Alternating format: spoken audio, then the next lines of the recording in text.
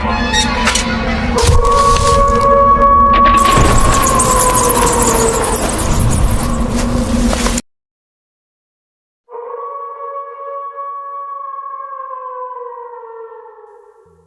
वालेकुम। नाना जी की कहानियों में अपने सभी सुनने वालों को खुशामदीद कहती हूँ। उम्मीद करती हूँ आप सब लोग खैरियत से होंगे, जहाँ होंगे खुश होंगे और नाना जी की कहानियों को बहुत पसंद भी करते होंगे। आप सबको मेरी तरफ से रमज़ानुल मुबारक बहुत बहुत मुबारक हो। अल्लाह इस माह मुबारक के सदके हम सब की मुश्किलात आसान करे और हम सब की दिली दुआएं और मुरादें कबूल करे, आमीन। सिलसिला शुरू करते हैं नाना जी की कहानियों का। पढ़ते हैं नाना जी की पहली खौफनाक कहानी की तरफ। जुल्फकार कहते हैं, नाना जी एक दफ़ा गांव आए हुए थे। तो नाना जी के एक दोस्त थे दूसरे गांव में, वो उनसे मिलने के लिए आए। उनके साथ उनका बेटा भी था और वो लोग बहुत ज़्यादा जैसे परेशान भी थे। नाना जी ने लोगों को बिठाया, खाना वगैरह खिलाया। दोपहर के टाइम वो पहुंचे थे। नाना जी ने उनकी मुसीबत पूछी कि आप लोगों के साथ क्या मसला है ऐसा। तो वो ये बताने लगे कि जैसे आपको पता है कि मेरा बेटा जो है ये ट्रक वगैरह लोड करवा के गांव से दूसरे शहरों तक लेकर जाता है। जब भी कोई सीजनल जैसे कोई फसलें होती हैं, गन्ने की फसल हो गई, गंदम हो गई, तो ये गांव से लेकर शहर के गोदामों तक और शहर जैसे मंडी में सप्लाई करता है। लेकिन तकरीबन 4-5 दिन से ये बड़ा सख्त परेशान है, क्योंकि रात के वक्त इन लोगों को निकलना पड़ता है। और अभी फ़िलहाल सिर्फ एक यही है जो गांव से सारी सप्लाई लेकर मंडी में जा रहा है। पहले एक और भी लड़का ट्रक ड्राइवर था, लेकिन वो शहर चला गया। अभी गांव में सिर्फ ये रह गया। तो इसको दिन भर और भी काम काज होते हैं, रात के वक्त ये ट्रक लेकर जाता है। ये बताता है कि मैं जब अपने गांव से निकलता हूँ तो आगे शहर जाने के लिए रास्ते में एक सड़क आती है, एक रास्ता आता है। वहाँ पर अक्सर मेरा ट्रक ख़राब हो जाता है। मेरे ट्रक को कोई मसला नहीं होता, लेकिन मेरा ट्रक ख़राब हो जाता है, बंद हो जाता है, रुक जाता है। जब भी मैं ट्रक स्टार्ट करने की, चलाने की कोशिश करता हूँ, ट्रक नहीं चलता। काफ़ी देर मुझे वहाँ पर खड़े रहना पड़ता है। फिर मैं उतरता हूँ, आगे पीछे होकर देखता हूँ तो मुझे आसपास से एक मखसूस आवाज़ सुनाई देती है, जैसे कोई औरत है और जैसे पाँव में पायल पहने छन छन की आवाज़ बहुत ज़्यादा आती है। मैं फिर आकर गाड़ी में बैठ जाता हूँ तो थोड़ी देर के बाद ट्रक स्टार्ट हो जाता है। कहता है 3-4 दिन तो ये मामला रहा कि वहाँ जाकर ट्रक ख़राब हो जाना रोज़, और रोज़ मेरे साथ ये माजरा हो जाना। मैंने एक और लड़की को अपने साथ तैयार किया कि मैं रात को अकेला निकलता हूँ तो मेरे साथ आ जाया करो। उसने कहा ठीक है। हम 2 लड़के थे। मखसूस उसी रोड पर जाकर, उसी पॉइंट पर जाकर ट्रक फिर ख़राब हो गया, बंद हो गया। उसे मैंने ये बात बताई हुई थी कि इस तरह से यहाँ पर मेरा ट्रक हर रोज़ रुकता है, बंद होता है, ट्रक को कुछ भी नहीं होता। फिर भी ट्रक बंद हो जाता है और थोड़ी देर के बाद खुद ही चल पड़ता है। आज भी मखसूस ऐसे ही हुआ, ट्रक बंद हो गया। मैं फिर बाहर निकला, आसपास देखा ट्रक को, टायर देखे, आगे पीछे हुआ। तो थोड़ा सा आगे आया तो मुझे ऐसा लगा जिस तरह से मेरे ट्रक के आगे से कोई भाग कर गया है, बड़ी तेजी से। मैंने फौरन से उस लड़के से पूछा कि तुमने यहाँ पर किसी को भागते देखा है? उसने कहा कि नहीं, मेरी तो नजर नहीं पड़ी, जबकि मैंने किसी वजूद को बड़ी तेजी से ट्रक के आगे से भाग कर निकलते देखा। मुझे लगा कि शायद कोई जानवर वगैरह होगा। मैं डर गया और फौरन से आके ट्रक में बैठ गया। फिर मैंने इसको दोबारा चलाने की कोशिश की तो ट्रक स्टार्ट हो गया। अब कल रात की बात है, ये अकेला था। तो कहता है जब मैं इस सड़क पर पहुंचा और कोई रास्ता नहीं है, कोई लिंक रोड नहीं है, कोई छोटा रास्ता नहीं है कोई और कि वहां से ये ट्रक गुजार सके, वही एक सड़क है जहाँ से गुजर के शहर जाना होता है। तो जैसे ही मैं उस सड़क पर पहुंचा, सड़क के दरमियान में मैंने किसी को चलते हुए देखा। मैं हॉर्न बजाने लग गया, ट्रक मैंने स्लो कर लिया। सिर्फ उसने पलट कर पीछे देखा, उसकी आंखें चमक रही थी। मैं वहीं दहल गया। और मैंने ट्रक को ब्रेक लगा ली। ब्रेक लगाते लगाते ऐसा लगा जैसे वो जो कोई भी था वो ट्रक से टकरा गया। मेरी तो चीखें निकल गई कि ये क्या एक्सीडेंट हो गया मेरे से। ट्रक से बाहर निकला, देखा और ट्रक के नीचे कुछ भी नहीं था। ना कोई ट्रक के नीचे आया, ना किसी को कोई टक्कर लगी, ना कोई दूर जाकर गिरा, ना आगे ना पीछे। पूरी सड़क खाली थी, जबकि बकायदा कोई ट्रक के साथ टकराया था। उसके बाद ये कल रात से जाग रहा है। कहता है मैं आंखें बंद करता हूँ, सोने की कोशिश करता हूँ तो मेरे कानों में चीखें सुनाई देती हैं और किसी औरत की सिसकी सुनाई देती है। आप हमारी मदद करें कि ये क्या माशरा है हमारे साथ। नाना जी ने कहा कि ये या तो कोई जिन्नी है या कोई चुड़ैल आफत है जो इस तरह से पीछे लग गई है। ज़्यादातर ये काम, ये मखलूक जो होती है, चुड़ैल आफत होती है जो किसी के पीछे लग जाए, किसी पर हावी होना चाहे या किसी पर अपना बसेरा करना चाहे तो वो ये काम करती है। वो अपना आप ऐसे ही जाहिर करती है, पहले पहल अपनी निशानदेही देती है कि यहाँ पर कुछ है और फिर मखसूस दिनों के बाद वो अपना आप जाहिर कर देती है। तो एकदम से इसको मैं रोक तो नहीं सकता, मुझे वहां पर जाकर देखना होगा तुम्हारे साथ, फिर मैं शाह साहब की मदद से उसको कंट्रोल कर सकता हूँ। नाना जी उनके साथ रवाना हो गए। आज रात नाना जी ने उस लड़के के साथ ट्रक में जाना था उस जगह को देखने के लिए, क्योंकि शाह साहब ने नाना जी को अमलियात के जरिए इतना इज़्ज़त दे रखा था कि वो ऐसी जगह पर जाकर पढ़ाई करके मालूमात ले सकते थे कि आखिर माजरा क्या है, मसला क्या है। नाना जी जो हैं उनके साथ रवाना हुए। अगले दिन नाना जी वापस आए। नाना जी बड़े परेशान थे। नाना जी ने हमें बताया कि हम लोग रात को पहुंचे। जैसे हम लोग ट्रक लेकर वहां से निकले, उस मेन रास्ते पर आए तो बीच सड़क में जाके गाड़ी बंद हो गई, ट्रक बंद हो गया। नाना जी कहते मैंने इस लड़के को कहा बाहर नहीं निकलना, अंदर ही बैठना है। नाना जी ने ट्रक में बैठे बैठे पढ़ाई करना शुरू कर दी। तभी एकदम से दूर दरख्तों में से कोई वजूद निकलकर सड़क के दरमियान आकर खड़ा हो गया। नाना जी ने फिर पढ़ाई करना शुरू कर दी। तो चलती चलती बिल्कुल ट्रक के आगे आ गई।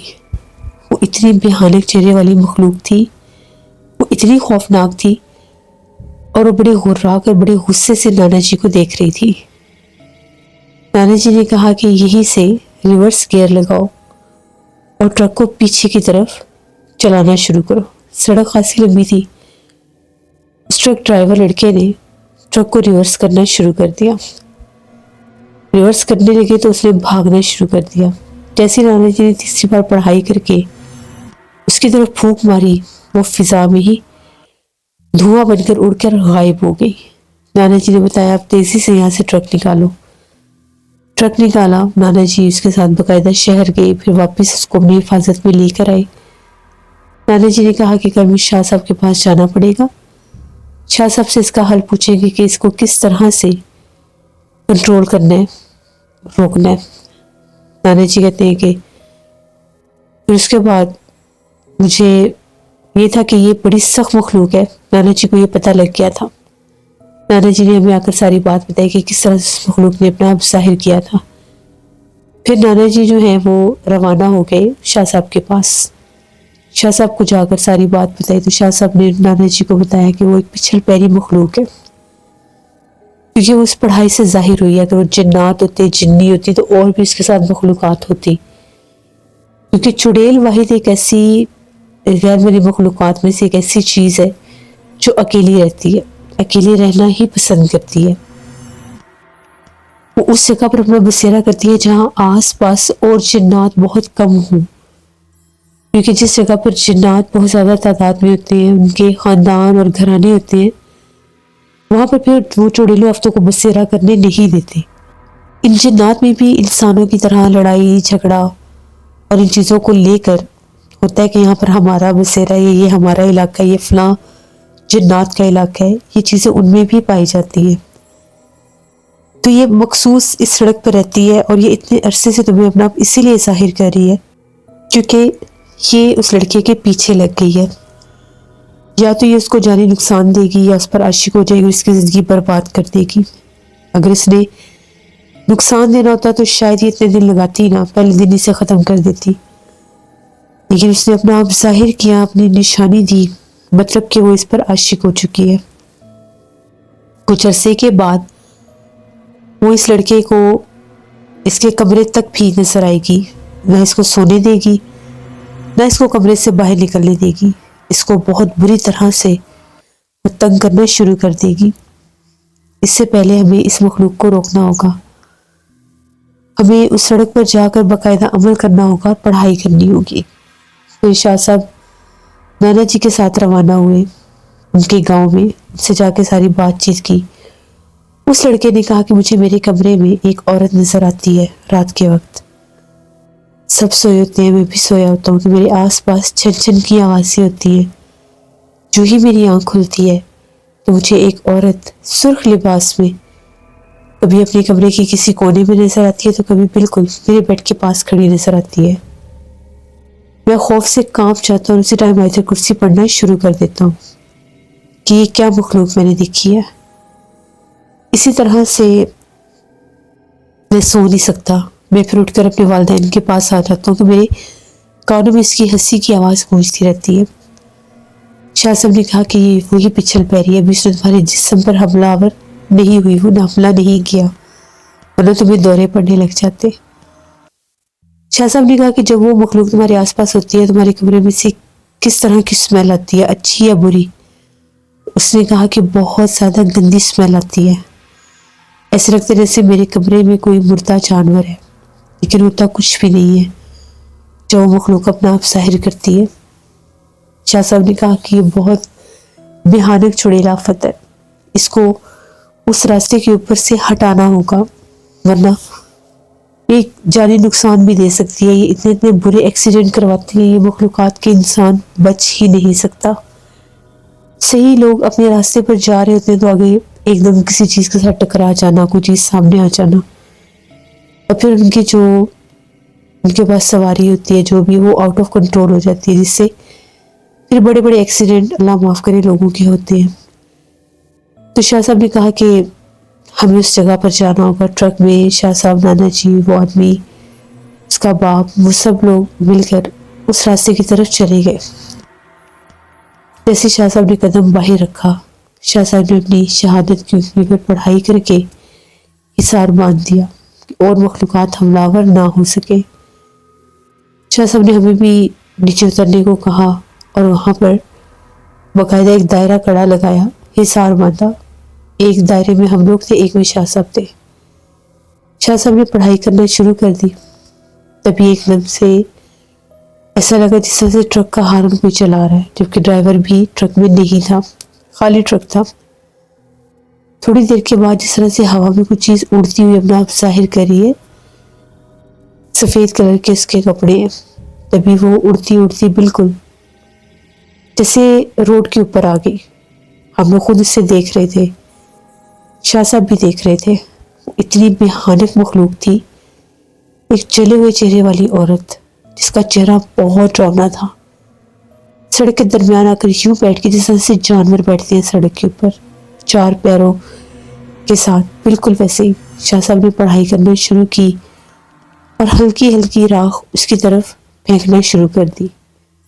वो चीखें मारने लगी, चिल्लाने लगी, और वो तड़प रही थी और ये कह रही थी कि इसको मत पढ़ो, मैं यहाँ से चली जाऊंगी। फिर शाह साहब ने पढ़ाई शुरू की तो वो बड़ी निढाल सी हो गई। शाह साहब ने पूछा कि तुम कौन हो और यहाँ पर क्यों आई हो और इसको क्यों तंग करती हो, इसका ट्रक रोज क्यों खराब करती हो? पहले तो सिसकियां बांध के रोने लगी। दूसरी बार पूछने पर उसने बताया कि वो एक पिछल पैरी चुड़ैल आफत है जो भटकती भटकती इन दरख्तों में आ गई, और फिर यहाँ से ये गुजरता था, मुझे ये पसंद आ गया। मैंने सोचा कि मैं इसके ऊपर अपना बसेरा कर लूँगी। मैंने इससे शादी करनी थी और इसको अपने साथ ले जाना था। मैं दुल्हन के रूप में ही इसके कमरे में जाती हूँ ताकि ये मुझे देखकर डर ना जाए, मुझे मत मारे, मैं यहाँ से चली जाऊंगी। शाह साहब ने कहा कि नहीं, तुम झूठ बोल रही हो, क्योंकि तुम लोगों का कोई भी जवाब ना तो पक्का होता है ना वादा पक्का होता है। तुम अपने वादे से मुकर जाओगी, इसलिए मैं तुम्हें यहीं पर किसी जगह पर कैद करके जाऊंगा। वो चिल्लाने लग गई, मुझे सम्मानित करने लग गई। शाह साहब ने पढ़ाई जारी रखी, यहाँ तक कि शाह साहब ने उसको अपनी पढ़ाई के जरिए अपने पास कैद कर लिया। फिर शाह साहब ने उसे उस रास्ते से हटाया और आसपास वीरानों में एक जगह देखकर वहां पर उसको कैद कर दिया। एक पुराना टूटा फूटा सा मलबा था जहां पर उसको कैद कर दिया, ताकि जिंदगी में कभी भी वहां से निकल ना सके। शाह साहब ने उस लड़के से कहा कि तुमने तकरीबन 21 दिन इस रोड पर नहीं आना, चाहे कुछ भी हो जाए, क्योंकि 21 दिन तक इसका असर रहेगा और ये किसी न किसी और मखलूक के रूप में अपना आप जाहिर करने की कोशिश करेगी, और अगर तुम यहाँ से गुजरे तो ये तुम्हें जानी नुकसान दे देगी। ये बड़ी सख्त मखलूक है। आज रात तुमने जब अपने कमरे में सोना है तो बताना कि क्या तुम्हें दोबारा नजर आती है या नहीं, या तुम क्या महसूस करते हो, और कल आकर तुमने ये खबर मुझे देनी है। हम लोग आधी रात को वहां से वापस पहुंचे शाह साहब के हुजरे पर। अगले दिन 12 बजे के करीब वही लड़का आ गया और आकर कहने लगा कि कल रात को मुझे मेरे कमरे में तो नजर नहीं आई, लेकिन ऐसा था कि रात भर हमारे घर के बाहर कोई भागता रहा हो, और बकायदा वो मेरा नाम लेकर मुझे पुकार भी रही थी, मुझे आवाज़ें भी दे रही थी। मुझे बहुत ज़्यादा डर लग रहा है। शाह साहब ने कहा कि डरने की ज़रूरत नहीं है, वो कैद हो चुकी है, वो वापस नहीं आ सकती। उसे की कबीले की जैसे और मखलूक़ात होती है, ये वो हैं जो इस तरह से तुम्हें बाहर निकालना चाहते हैं और उस रास्ते पर लेकर जाना चाहते हैं, लेकिन तुमने उस रास्ते पर नहीं जाना। शाह साहब ने उसको हिफाजत का तावीज़ दिया और एक तावीज़ घर में लगाने के लिए दिया और कहा कि 21 दिन याद रखना, 21 दिन से पहले उधर नहीं जाना। नाना जी कहते हैं 21 दिन गुजरे, वो वापस आया और उसने कहा कि आज 21 दिन पूरे हो गए, मैं घर से बाहर रात के वक्त निकला ही नहीं। लेकिन आधी आधी रात को हमारे घर के दरवाजे पर दस्तक होती है, कभी कोई आया होता है मेरा पूछने, कभी कोई आया होता है, जबकि आम दिनों में मुझे कभी कोई इतना खास बुलाता भी नहीं था। मैं इसीलिए अपने कामों में रहता था। लेकिन अब वो जिस तरह से बाकायदा ढूंढ कर मुझे मिलने की कोशिश करते हैं, तो शाह साहब ने कहा कि ये वही मखलूक है, उसी मखलूक के असर की वजह से ये सब हुआ है, क्योंकि वो खुद तो कुछ कर नहीं सकी, फिर उसने इंसानों में ये चीज़ डाल दी। तो तुमने बाहर बिल्कुल भी नहीं जाना। फिर वो लड़का वहां से चला गया। फिर नाना जी बताते कि उनके दोस्त ने उसकी शादी कर दी। इस तरह से शाह साहब ने उस लड़की की जान बचाई। नाना जी बताते हैं कि अक्सर लोग वीरान रास्तों से गुजरते हैं, उनको बिल्कुल भी पता नहीं होता कि इन रास्तों पर उनके साथ क्या कुछ हो सकता है।